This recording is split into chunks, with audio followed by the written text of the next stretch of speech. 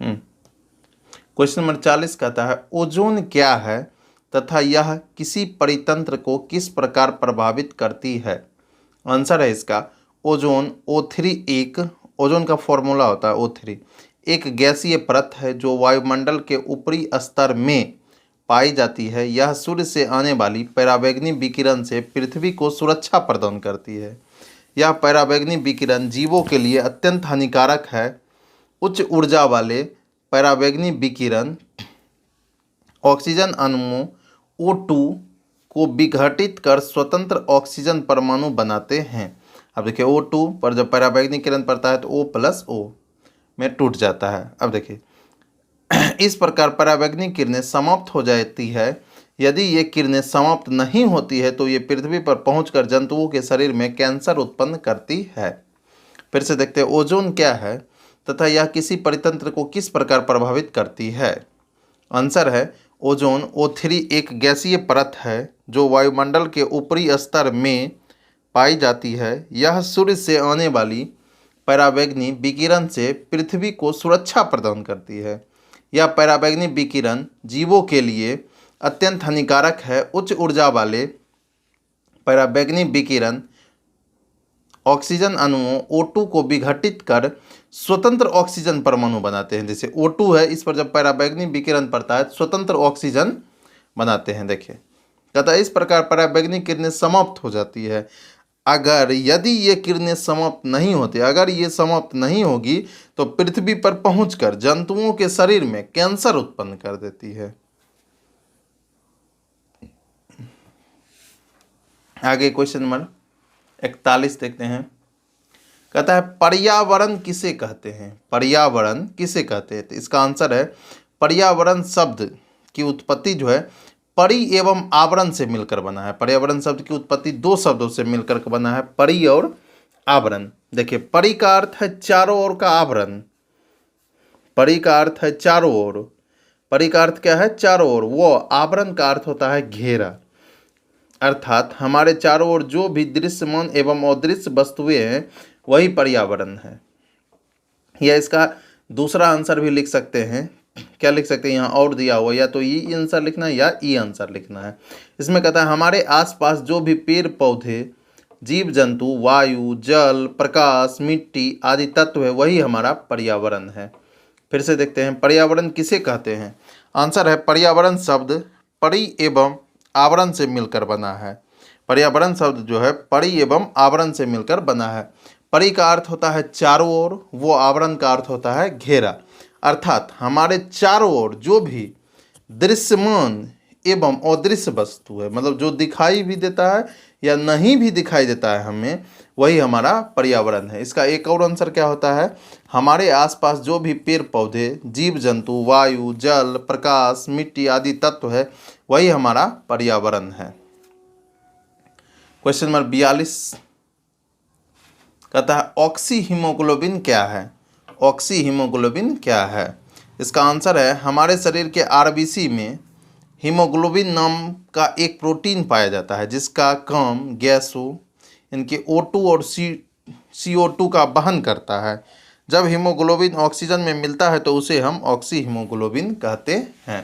फिर से oxy haemoglobin क्या है तो इसका आंसर है हमारे शरीर के आरबीसी में हीमोग्लोबिन नाम का एक प्रोटीन पाया जाता है जिसका काम गैसों यानी कि O2 और CO2 का वहन करता है।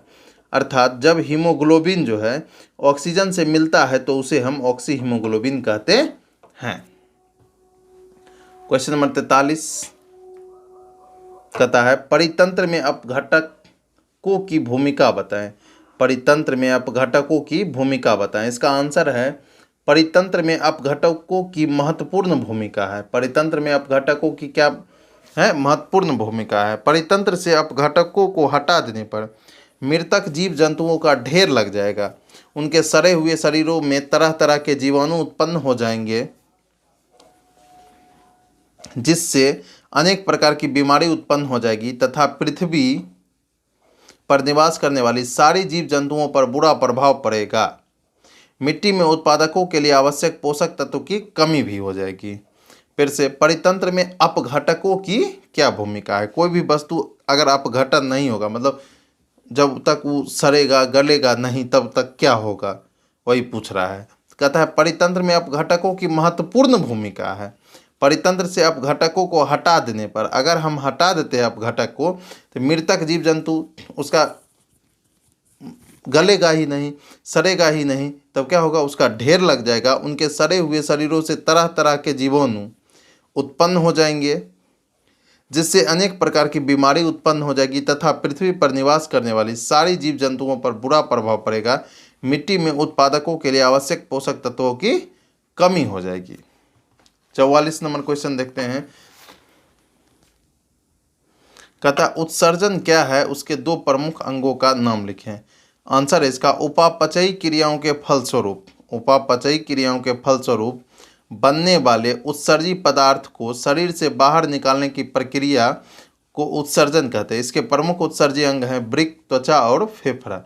फिर से देखते हैं उत्सर्जन क्या है, इसके दो प्रमुख अंगों का नाम लिखें। आंसर उपापचयी क्रियाओं के फलस्वरूप बनने वाले उत्सर्जी पदार्थ को शरीर से बाहर निकालने की प्रक्रिया को उत्सर्जन कहते हैं। इसके प्रमुख उत्सर्जी अंग वृक्क, त्वचा और फेफड़ा है।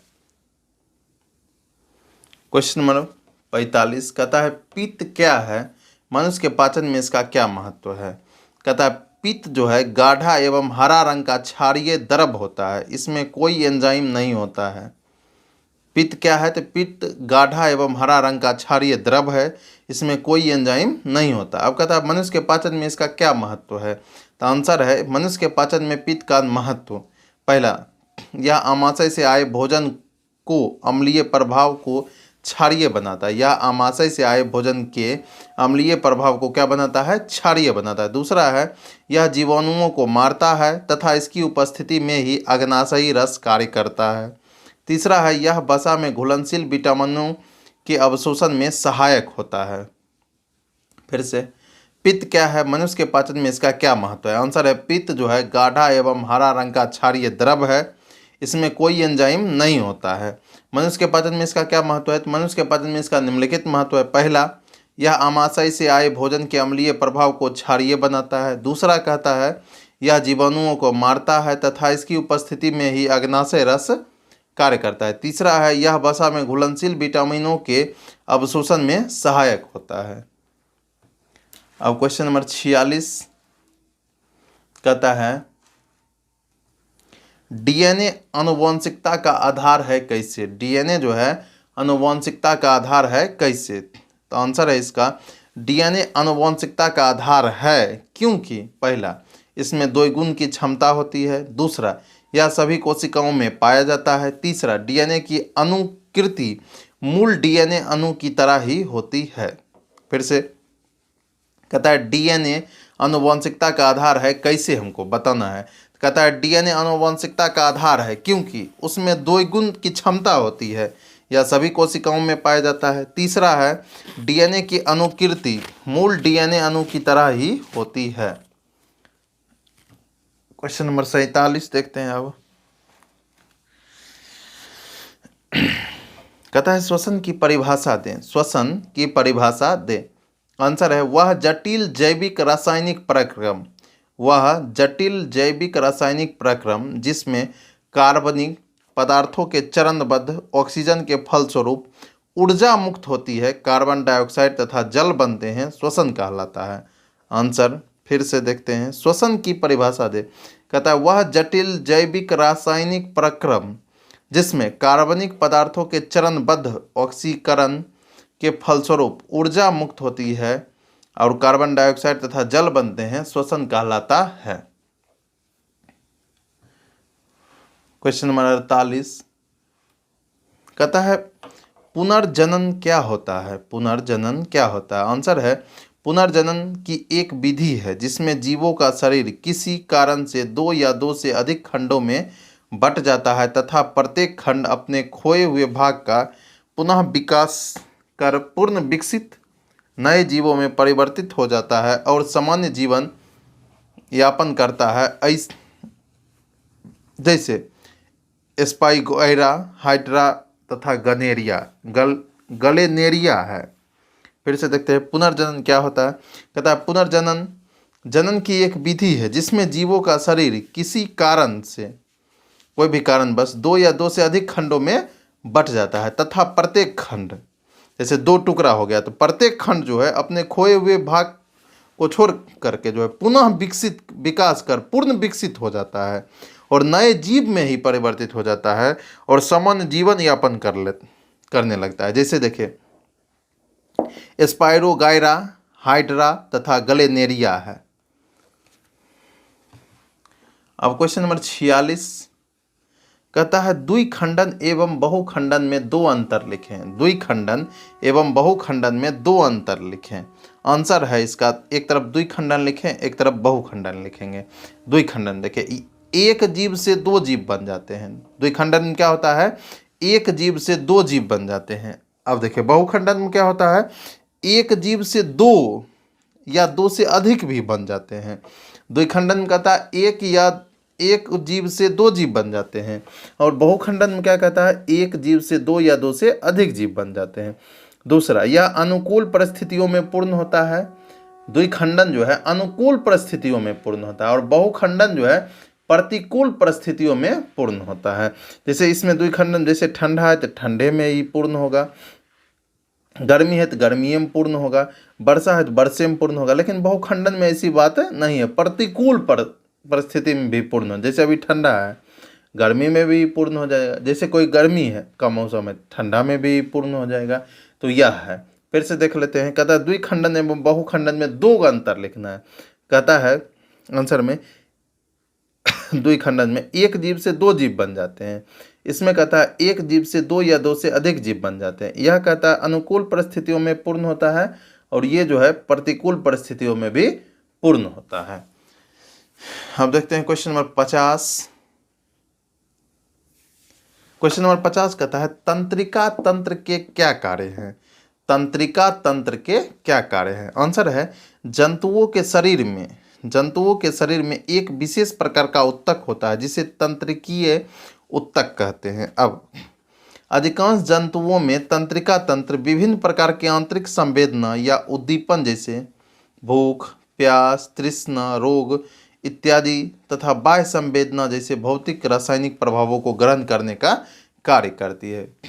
तंत्रिका तंत्र का क्या कार्य है, कहता है जंतुओं के शरीर में एक विशेष प्रकार का उत्तक होता है जिसे हम तंत्रिकीय उत्तक भी कहते हैं। अधिकांश जंतुओं में तंत्रिका तंत्र विभिन्न प्रकार के आंतरिक संवेदना या उद्दीपन जैसे भूख, प्यास, तृष्णा, रोग इत्यादि तथा बाह्य संवेदना जैसे भौतिक रासायनिक प्रभावों को ग्रहण करने का कार्य करती है। कौन? तंत्रिका तंत्र। 50 क्वेश्चन पूरे हुए।